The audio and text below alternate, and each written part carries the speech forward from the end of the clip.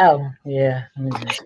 Hey, everybody. And you're probably like, what is she doing here? It is not Thursday and it's not noon. But guess what, guys? So, Tea Talk is actually still going to happen on Thursdays at noon. And it's more going to be a check in. We're going to talk about current events and things of that nature. But on Monday, we are going to be more focused. We're going to bring you things that are definitely happening. My goal is to try to have a guest so that we can have a dialogue. But messages from some of you who were like, listen, I can't watch at noon. And then when I watch the replay, I can't get answers to my questions. I heard you. So on Monday evenings, you will get a tea talk with your girl. Look at that. But tonight, I am so happy to have Dr. Melissa back with me again. And before we went live, we were just really kind of chatting about some of the things that have been going on. So she's no stranger here at Tea Talk, but I'm going to allow her to introduce herself. So you guys, if you're new, you'll know who she is. Hit it. Yes. Hey, everybody. I'm Dr. Melissa. My government is way too long. Dr. Melissa is much easier to say.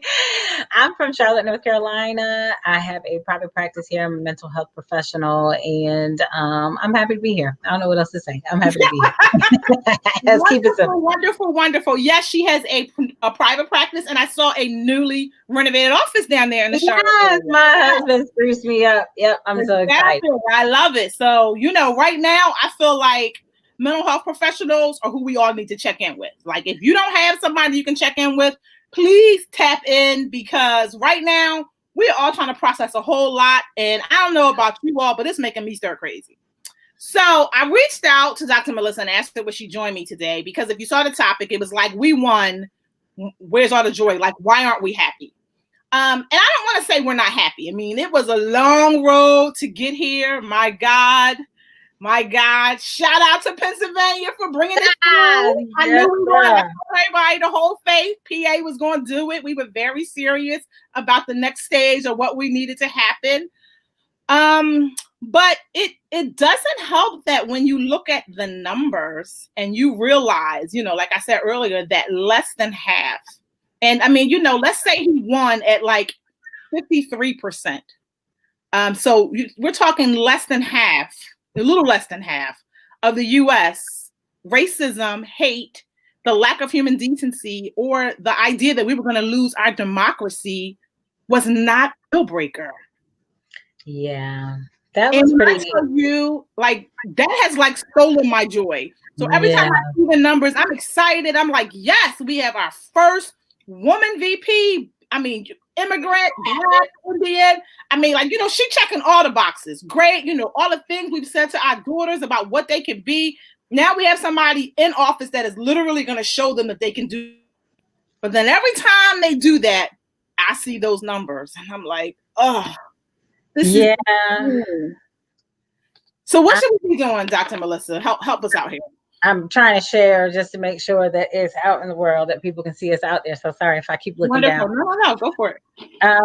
So yeah, I think that was a huge reality check for a lot of us, because a lot of times we tend to think that our circle and the people around us feel exactly how we feel. And so when you're watching the numbers, it was quite a reality check that it wasn't like people were like, how are the numbers this close? Like, why isn't this a landslide? Like, what is happening?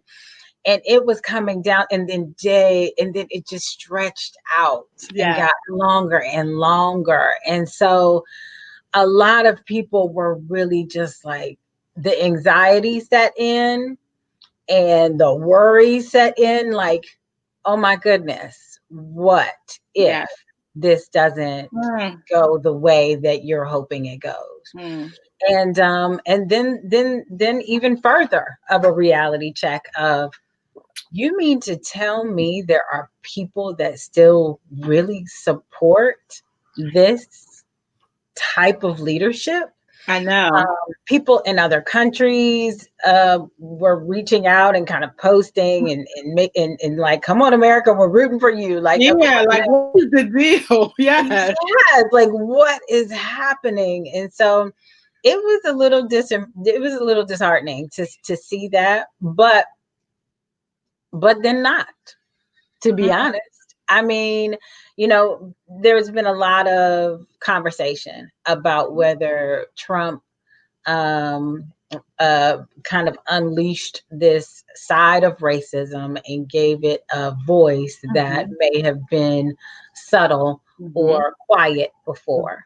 So there's been a lot of conversation about that, about how his leadership and his rhetoric and the type of hate that hate language that he uses and arrogance that he uses, about whether that has really unbridled the old America, right? So I think it's a surprise and it's disheartening, but at the same time, it's not. I agree. It's hard to swallow though, but you're right, and it goes back to the answers or the questions that so many had when they're like, well, when was America great? Maybe it's great for you, but it's never been great for me. Right. And the numbers show that people were okay with what it was. And for me, when I broke it down, yes, the racism was a lot for me to handle, and I've shared with people, I'm raising brown kids. I will hurt somebody. And I'm like, don't put me in a position where that's what I need to do.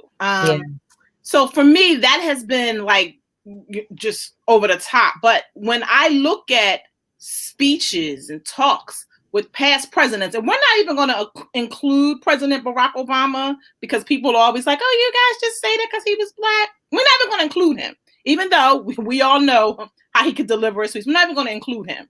We're going to talk about the Bushes, Reagan, Bill Clinton. Never in our history have we had someone who represented us, who stood up, and at the end of the day, we were all like, is he drunk? What is he saying? Like, why is he spewing so many lies? I mean, when you look at the amount of skits he gave for Saturday Night Live, like that, I mean, in itself is insane. And so when you look at that and you're like, but you would vote for him again? Like, I just don't understand it. And even when they were doing the town hall talks, and there were people that, that they brought in who were undecided. I'm like, undecided on what?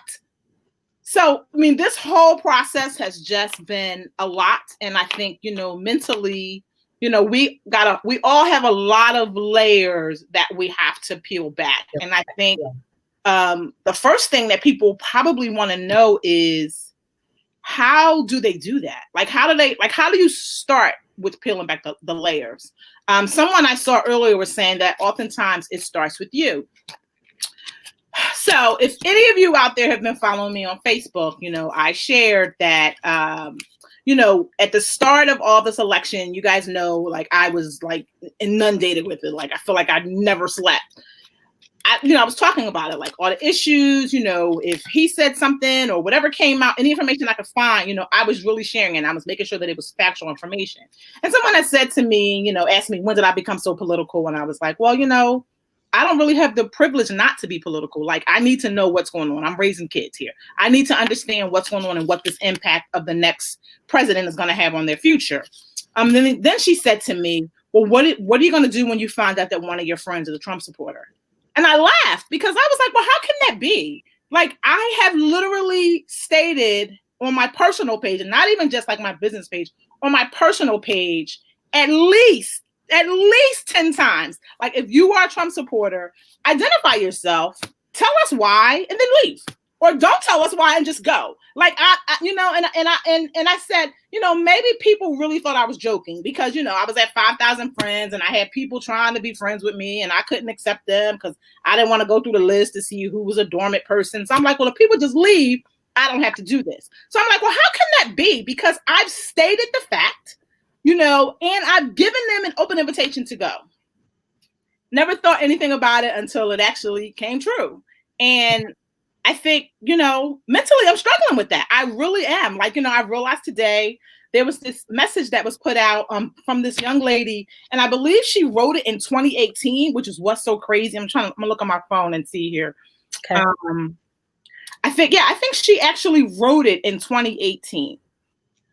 And she talks about really just a conversation. Yeah, she wrote this in 2018. So it's about a conversation that she's having with a white lady from her child's school. And basically, you know, she talks about the conversation and so that, you know, they were friendly and long before the election and all of that. And the woman had said to her, basically, like, how come we don't talk anymore? And she had said to her, you voted for Trump. I mean, you know, basically in a nutshell. And the woman was like, well, I don't understand why. She said she was not trying to keep secrets, but she didn't think it was anybody's business that that's who she voted for. And then she didn't want anyone to know.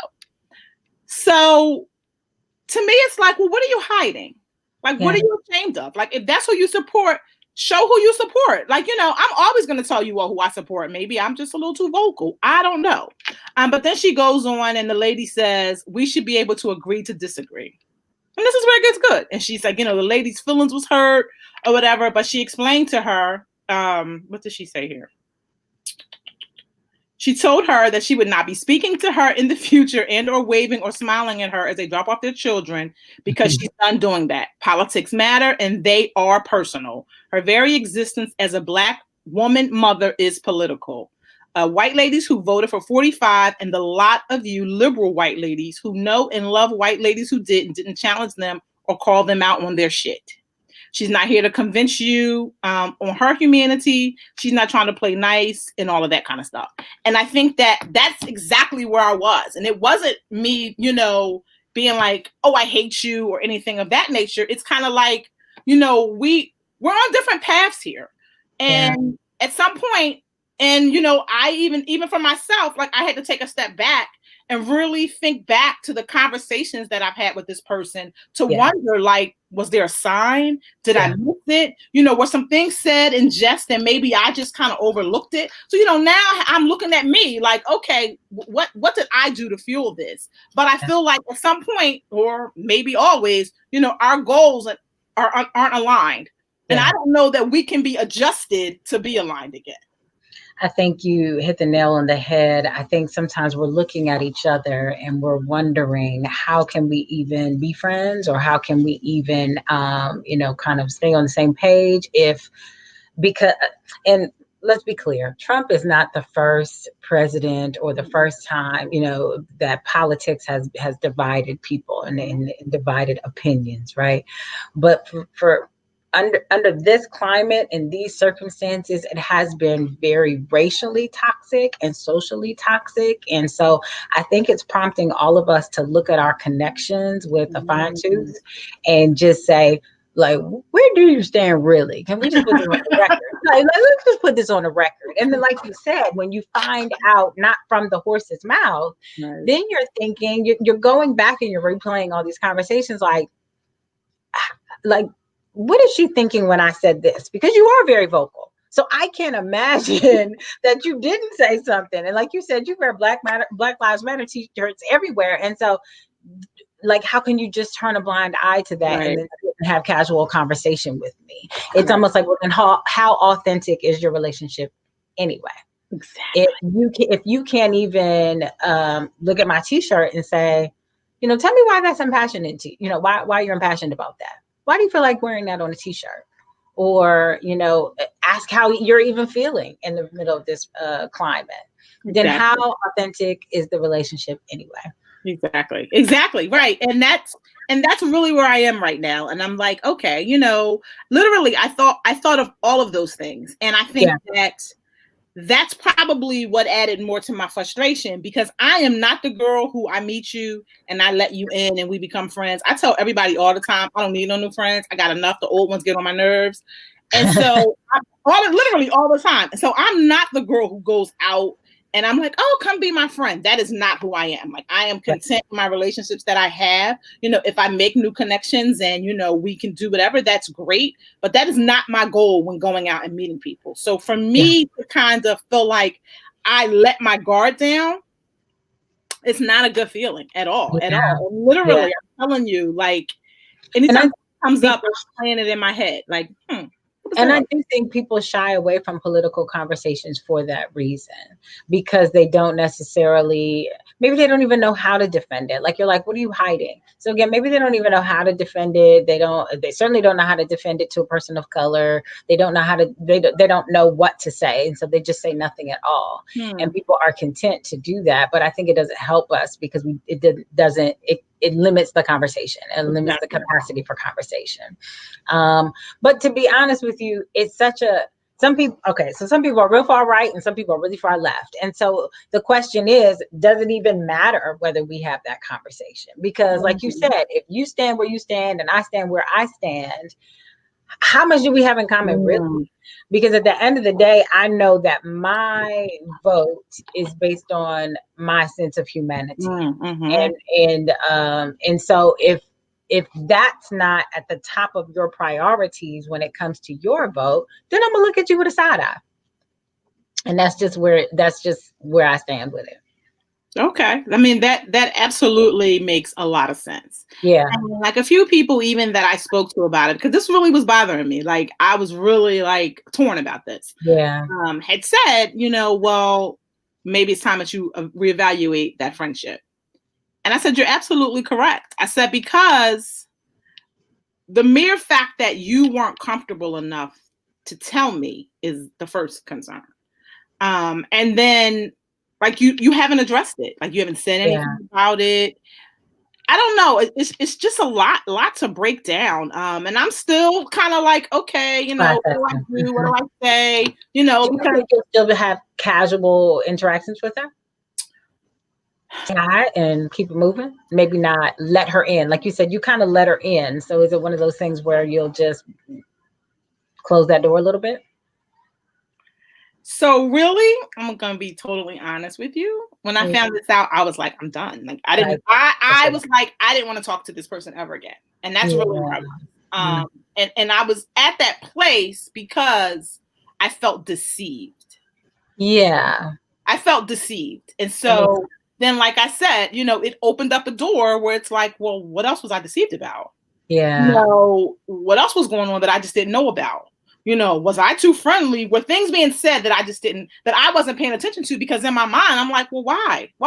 Because I promise you, like, had someone, like, I would have never in a million years thought this. Never in a million years. Like, never.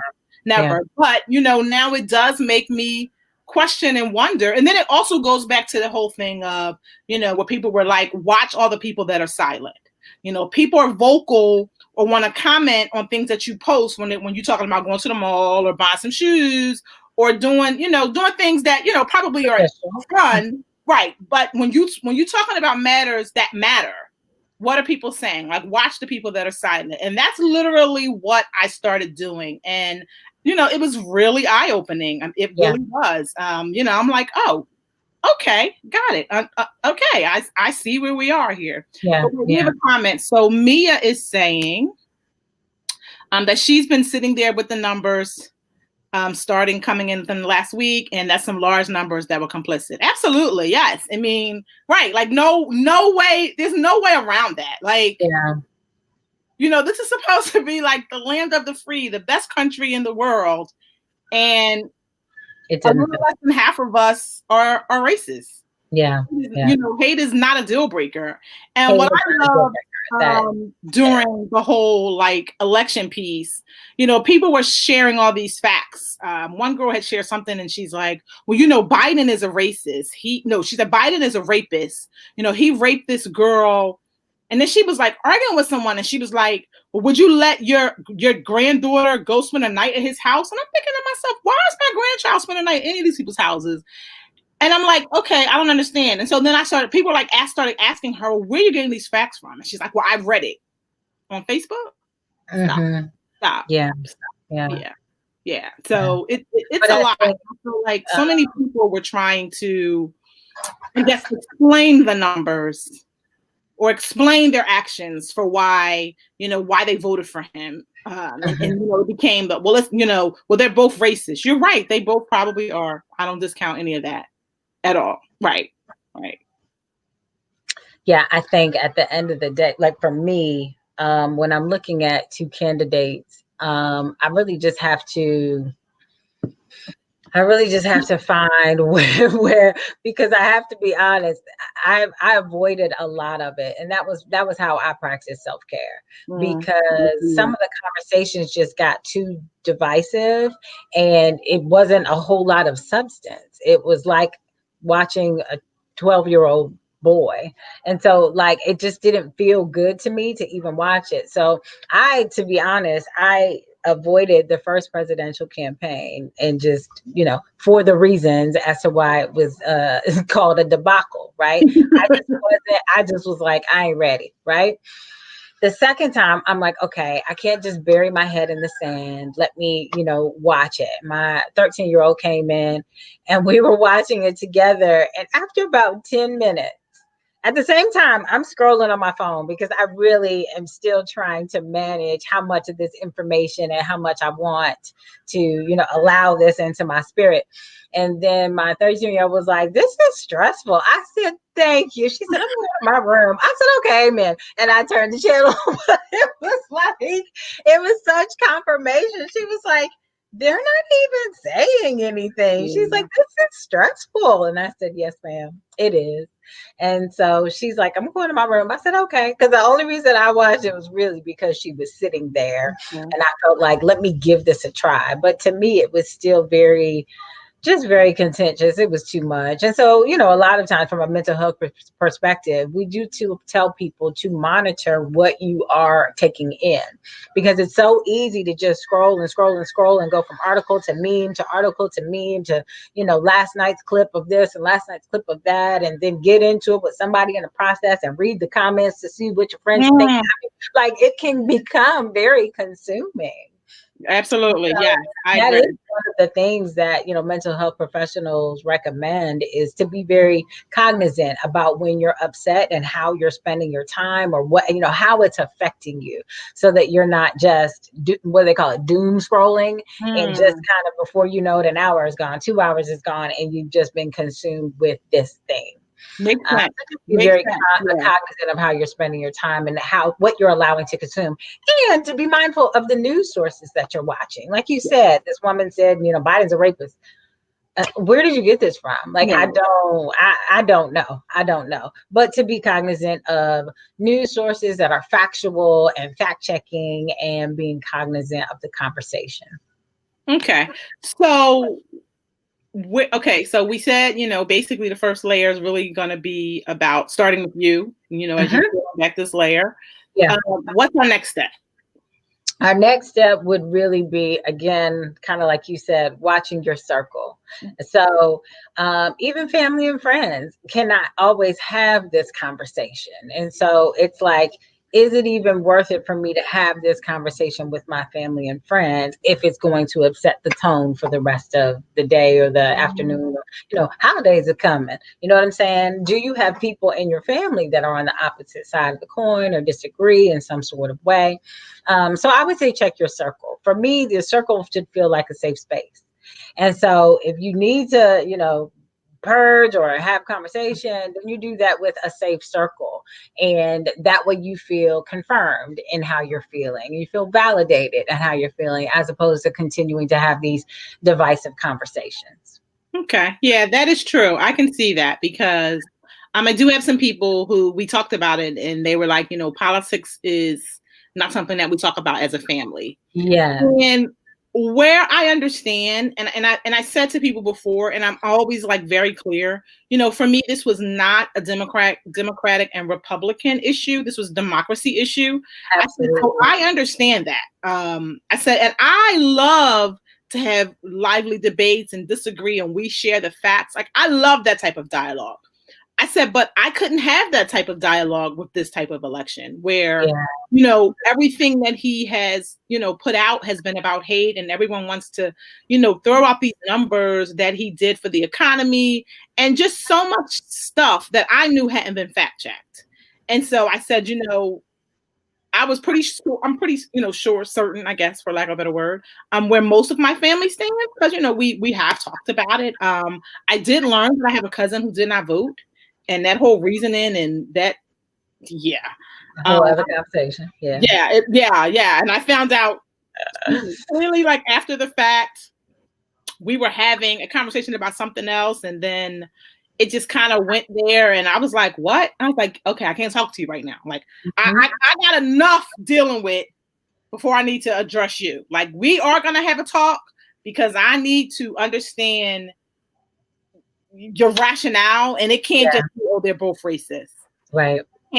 That's just not enough. If you are going to live and exist in this USA here, you have got to be part of the process. I'm sorry, whether you want to be or not. And especially if you're running a business, you got to be part of the process. Like there is no way around it. It just is. Yeah.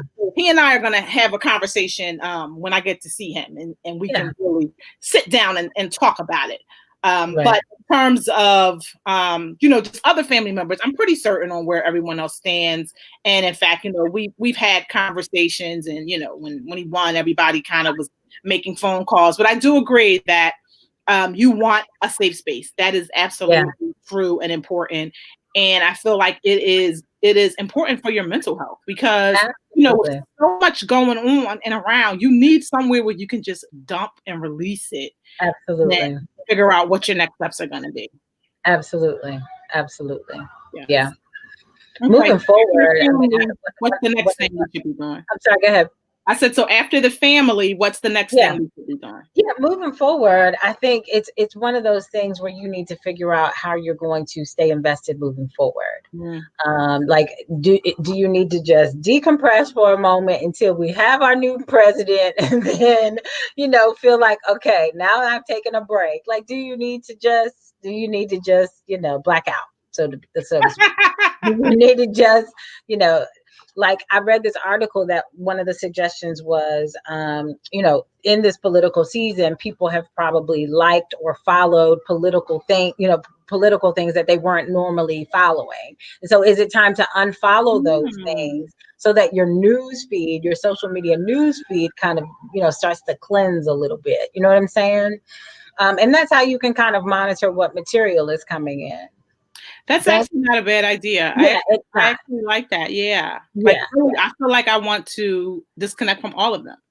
Absolutely. Yeah. Just be like, okay. So my perspective was, like, I voted, my husband voted, these two new voters in my house voted, and whatever's going to happen after that is going to happen. Like, you know what I'm saying?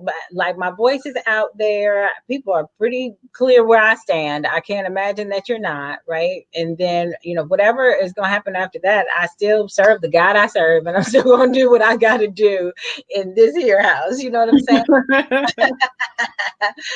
So that's just kind of the stance that I took on it. But it was very stressful. You know what I think is hilarious and, like, extremely accurate? There was this video going around, and they used that scene in Sister Act where he started singing "Oh Happy Day." Did you see that video? Yeah. That brought me to tears with laughter because it was so amazingly accurate. It was. Down to, like, the people, the stage, and everything. As the numbers in the week and went on, it was so amazingly accurate. And now that we're in this quote unquote happy day, now what? Like, now do we do with that? Because we're still going to be unhappy with some of the things that our new president does. We're still going to, need to vote for our senators and our governors, and locally, we still have other people we need to keep our eye on and vote for.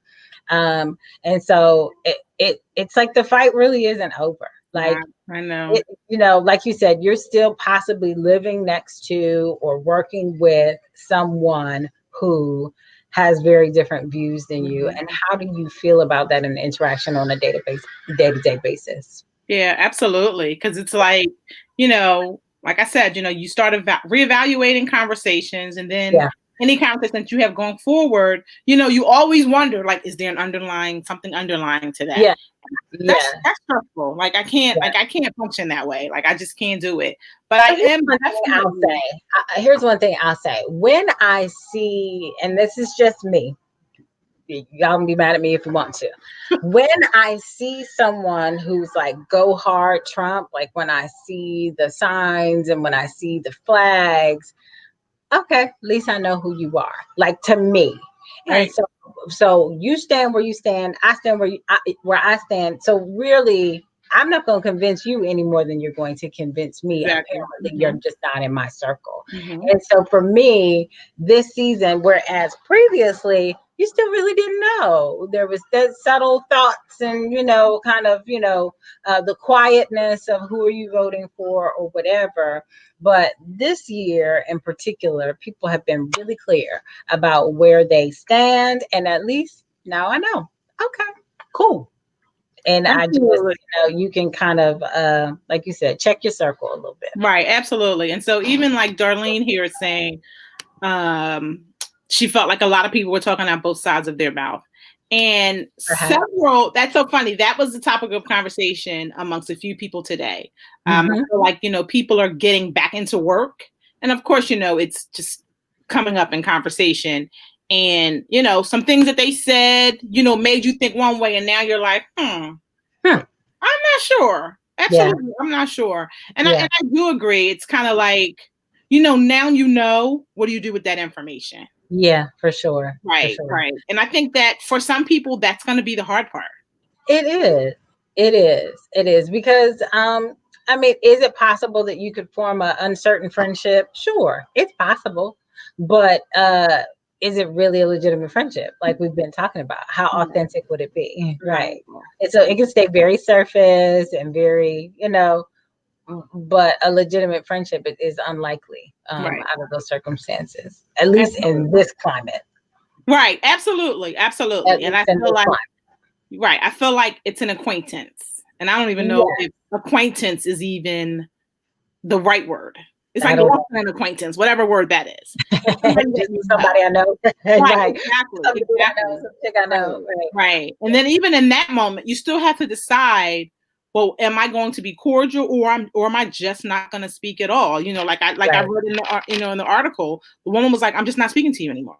Yeah. And I respect that because it's like, you look me in my face every day. We talk, you act like you cared about me. But when it came time for you to show, you didn't. Like, that's a lot. And I get it completely. Because there's nothing like being bamboozled. Like, Yeah. And that's the part, like you said, you felt deceived. Yeah. So it's one thing for you to stand where you stand and at least I know, right? It's a whole other thing to feel like there's this deceptive conversation and or some shame or some sort of, some hidden secret that you're not sharing with me. Right. And then it's when you know where I stand. Right. And so what was so funny today is, I'm still reading all these articles that I should not be reading anymore. Yes, you probably shouldn't. Yes, you should be. But, there were a lot of women and they were talking about like, well, I didn't vote for him. I voted for Biden. And, these are women who ordinarily are very vocal, but they've been very quiet. Now, today, they're on the Biden train. Okay. Got it. Yeah. Yeah. And then I love the people who want to say that, we can agree to disagree. We can. Yeah. It's a tough one. But again, I just say check your circle. Okay. Keep your friends close and keep your enemies wherever you feel like is best they can. Exactly. But it's like, but the question is, does this make them an enemy? Like that's the question. Does the opposing vote make them an enemy? That is a really good question. And I think it depends on what you kind of determine as an enemy. I mean, politically, and like how does that break down? Yeah. And where I feel like where I have been blessed, I guess, is that, and I have this conversation, my daughter and my son had to watch some of the debates, and, my daughter, she's going to be president someday. Amen. So she and I, we talk about a lot of it on the way to school or on the way home. And it was really surprising to see that a lot of the girls at her school, while their parents are probably not voting Democrat, the girls were very much liberal, free-spirited and, against everything that Trump would say and all of that. So it was really interesting to hear those conversations and those dialogues. And I often wondered, like, wonder what you guys are talking about at home. at home. Right. Because, the one good thing about the school is it's really about raising thinking girls. So I can't imagine that they're not asking their parents, who are voting against their beliefs, why. So I can't imagine that they're not. And so I would love to know, like, how the dialogue. Right. Absolutely. That's dialogue starts at home. To her too. Yeah. But as far as defining them as an enemy, that's a really hard one. I don't know. I hadn't really thought about it because I feel like I have a clear idea of what an enemy is and who is my enemy. But then it's like, well, I thought you were my friend. Now are you my enemy? So I don't know. I have to think about that one. The gray area. Gray area.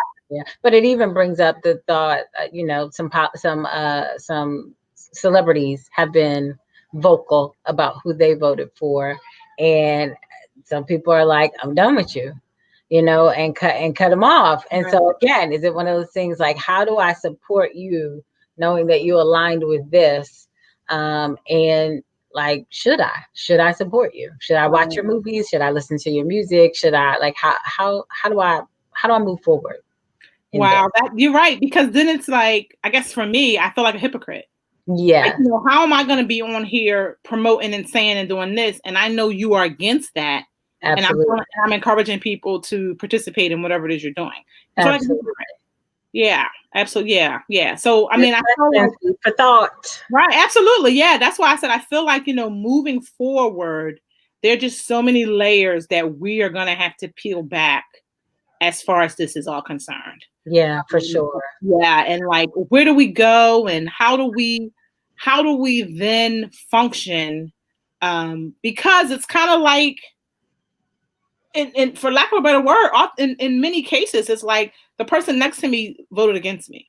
And when you think about that, everybody you see out in the world now, you're like, who'd you vote for? So I was jokingly telling my daughter, I said, now when I meet people, I'm gonna have to be like, hi, I'm Tamika. I voted for Biden. Who'd you vote for?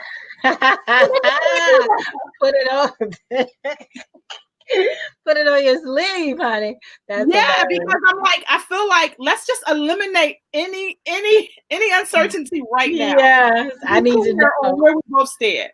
Yeah, but you know what? What I was sitting there thinking as you were talking, and for us, you and I are thinking humanity wins, right? We're thinking integrity is important. Van, I can't even think of his last name, gave a heartfelt, like he spoke. Oh, my Van Jones, yes. Oh, yes, Van Jones spoke from his heart. Like, I can everybody tell my kids that character means something, right? And so that you can tell that was really important for him.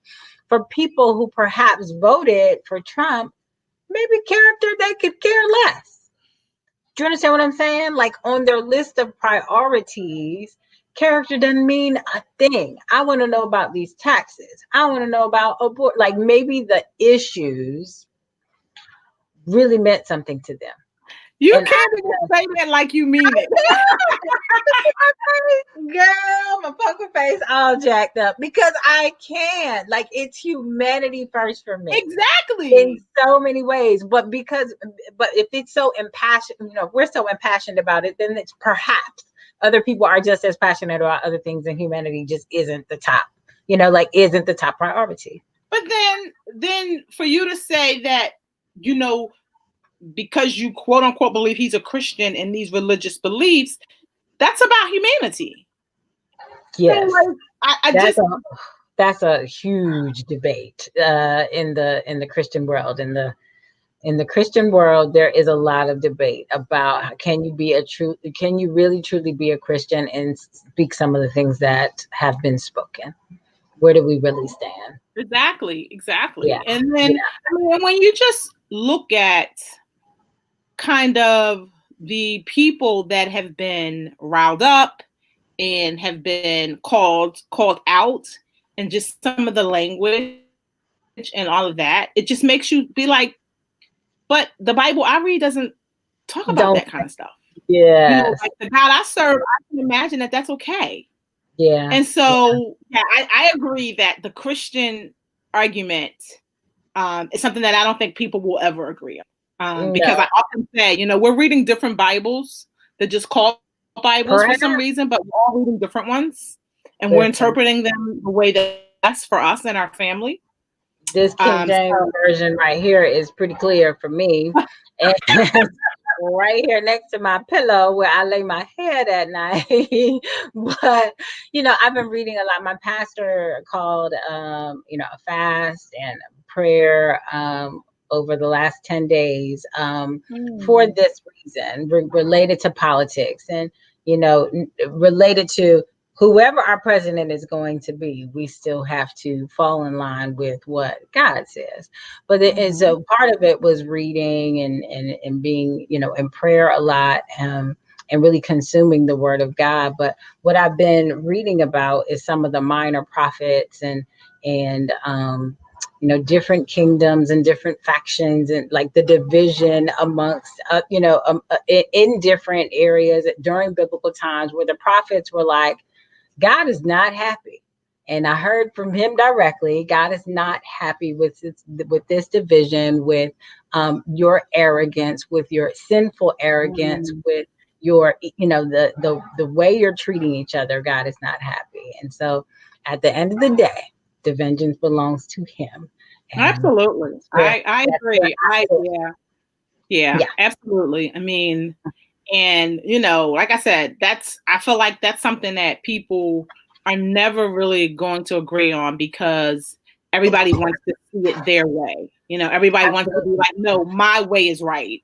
It doesn't matter what you're reading in black and white. That's not what I believe. So I think that religion, and I think that's part of the reason why, people don't like to talk about it. They, leave it out of so many things. That's another hot topic people don't like to talk about. But I was reading the book of Nahum. Listen, he was very clear about how God feels about this type of sinful arrogance. And so just refer the people. All I can do is refer the people to the word. That's all I can do. In actuality, when you think about it, that's not a bad idea in terms of adding another layer. Absolutely. Yeah, absolutely. Yes. If you are a true believer, go to the word. Not your interpretation, but the word. God's word is clear. Yeah, we will add that to our layer list. Yeah. So we have you, first you want to check yourself. Yes. And you want to, check in with family, your circle, and your Bible. And check your Bible. Yeah, absolutely. I like that. All right. Do we have one more layer we want to give them, or something else you think that maybe? We also talked about decluttering. We did talk about that. So check your environment about what you're letting into your world, because if it's pressing your buttons, then you let it go. Yeah. You're right. We did leave that one out. So I guess we are at 5. We had 4. Yeah. So I absolutely agree. I think that is really a great idea. And I think that so many of us have hit like on so many of these groups because, we all wanted to be an educated voter. We wanted to be in the know. We wanted to know what was going on, not only just with our president, but with the local elections, the state. Yeah. And even like today, as I scrolled down, I was like, oh my God, I got to get out some of these groups. Yes. And it's like, not that the issues still aren't there and they aren't relevant, but I feel like now some of them we can merge into one. And exactly. Because at this point we need to move forward, right?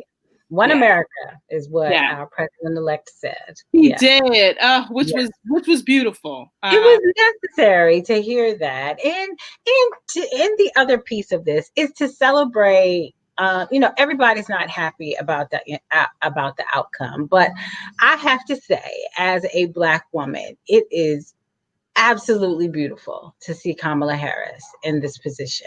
Like, absolutely beautiful. Like, it really does. Again, I'm a humanity person, so it really does something for our little brown people, little brown boys and girls. Yeah, absolutely. To see this, to see her in this position. So yeah, absolutely. I mean, to also celebrate the victories. Right. Right, absolutely. Because for years, when our children were little, and we're like, oh, what do you want to do when you grow up? And I you can be whatever you want to be. And I Right. feel like, we said it, but it was kind of like, did we really mean it? Was it just something that we said? And I love how she said, I'm the first, but I won't be the last. Won't be the last. Yes. Absolutely. And I think that we've got to mention Fair Fight, Stacey Abrams and Keisha Lance and Keisha Lance Bottoms Abby and we are missing Phillips. I'm missing some people. But basically Fair Fight, how, Stacey Abrams, like they treated her really badly. Yeah. She could have just retreated and just did nothing, but she, sat out and fought the good fight.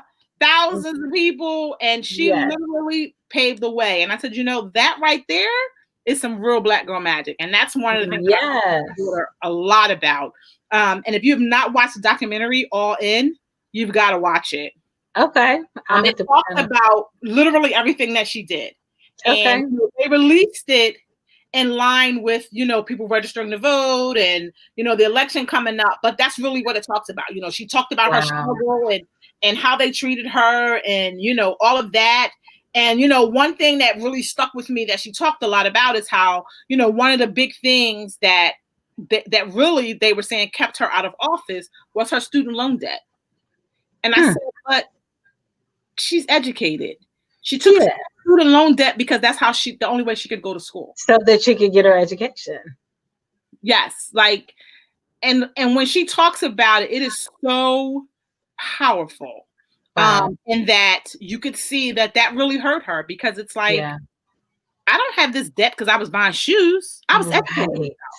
But it is a really, really great documentary. And if you guys have not seen it, I highly suggest you check it out. It's called All In. I believe it's on Amazon still. That's how I was going to ask what platform it was on. Yeah, it was on Amazon Films. I saw it literally I think I saw it in October. Yeah, because I would have seen it. Yeah, I would have seen it on my way to DC. Yeah. And literally, she talks about, her trying to run, and she talked about her experiences growing up as a little girl, what it meant for her and what she did when she got to college and how, she was determined. It's really great. And I think that all our brown little kids really need to see it to just see that, your situation does not define you. Yeah. Despite the fact that that's what the world wants to happen, she really is a prime example of a rags to riches story. That's good stuff. Yeah, absolutely. Check it out. Yeah, absolutely. Absolutely. Let me see. Let me see. Mia is saying the Christians are the ones who stun me the most. Yeah, I think right. And I feel like with that whole Christian thing and all of that, that was really hard. Like a lot of people were trying to process that. And then that whole picture where he made all those people leave so he could stand in front of that church and do his Hitler pose. When you saw that and you broke it all down, it was a lot. But some people felt like that was Christianity. And I just said, that is not the Christianity that I practice. That's what he does. Yeah. Let me see. So Mia is also saying, as opposed to Trump's debt, absolutely. Yes. And that's why I said, what is the difference? Privilege. I'm telling you. Yes, it is. I can see that. Yes. And even surprisingly, I was talking to someone and she was saying that a young African-American girl was telling her, the girl goes to an HBCU and she was telling her that she voted for Trump because she thought he was a great businessman. And I said, I hope she's not in business school. Yeah. But because I'm not sure where he's a great businessman at. I said, has he done some things in the business world? Yes. Have they been successful? No. Not like that. And I said, I guess it's all depends on what you define as success, right? Who knows? Yeah. Tiffany wants to know if Biden is going to take care of her student loan debt. I hope Let me know, because is he going to tackle mine too? Because I'm with it. There's lots of jokes saying, because, Betsy's about to be fired. We'll see what happens. We have a little less than 80 days before we turn over to a new administration. We'll see. I mean, and we got to know that it's going to be a minute before they are even going to be able to make a dent in some things. What I do appreciate is I saw today that there was a meeting with the COVID Council where they're really talking about what they need to be doing basically as soon as they can, when Mm-hmm. they are official, which is great Yeah. because we already see the numbers are rising. I am so unhappy about not having a Thanksgiving. I'm going to need to I know. I'm going to need to medicate myself. I already knew this. Yeah. Hopefully, with what they're planning to do when January rolls around, February, March, we won't be in the house in the summer again. So I we'll, hope not. we'll see. I don't know, Yeah. but thank you for getting on here with me and helping us peel back these layers so that we can Yes. find some joy and really celebrate. I hope you guys enjoyed this discussion. And if you've been feeling how I've been feeling, peel back the layers, because that's what I'm doing now, because I can't stay in this space. I gotta move forward. Cannot. Yeah. Yes. But I will see you guys on Thursday at noon for Tea Talk Thursday. And I will be back here next Monday talking about diabetes health. So if you have questions or something you need to know, see you next Monday at 8 p.m. All right, guys, have a great day or evening or night, or go have dinner or whatever you're going to do. All right, later. Bye.